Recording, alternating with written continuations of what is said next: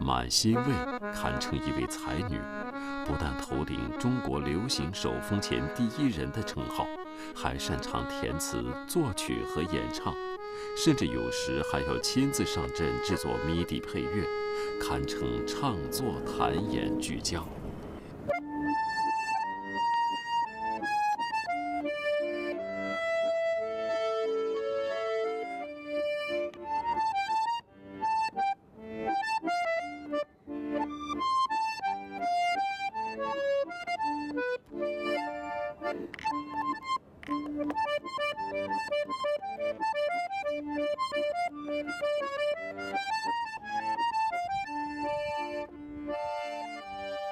而在他来到拉萨之后，又多了一个新的头衔——阿可丁面包房的老板娘。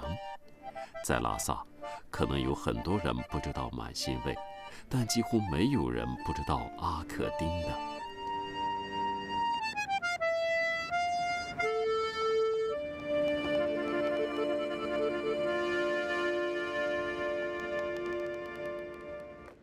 阿可丁呢，是因为原来也没有动过脑筋，就是我是拉手风琴的嘛，那么我就说这个小酒吧应该就跟这个相关嘛，就挂了一个手风琴，特别简单，然后上面就是个阿可丁，就是 according。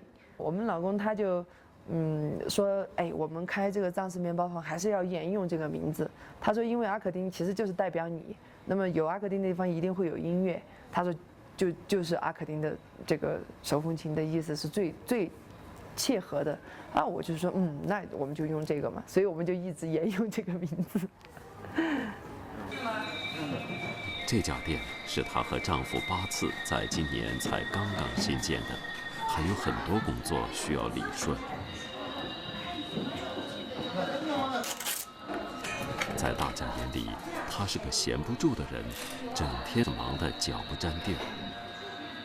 她是现在要干的事，一定要现在干。就每天拍照，快这个没出来，那个没出来，一直都是这样子。所以有些时候我觉得，这种性格让他自己很累，让周围的人很累。但有时候想一想，没这样的性格，哪来现在的阿可丁？阿可丁是当初满心卫来到拉萨后和丈夫八次共同创立的。他说做一件甜蜜的事情，我说什么甜蜜？他就说做糕点。很甜蜜，我说好吗？经过这些年两个人的共同努力，阿可丁已由原来的面包店发展成为拉萨知名的酒吧，并开了3家分店。让人感到诧异的是，这里的一切装修布置都是他们2人亲力亲为。